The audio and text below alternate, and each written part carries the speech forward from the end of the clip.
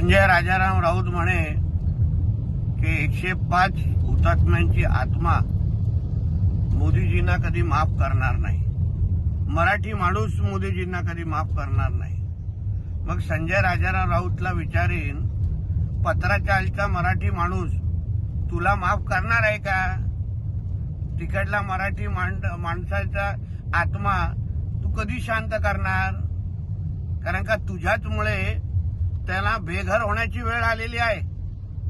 ती मराठी माणसं नव्हती का? म्हणून पहिलं पत्राचाल मध्ये राहणाऱ्या मराठी माणसाबद्दल विचार करा, त्याच्याबद्दल बोला, चिंता करा आणि मगच मोदीजी आणि मराठी माणसाच्या नात्याबद्दल बोलण्याची हिम्मत करा।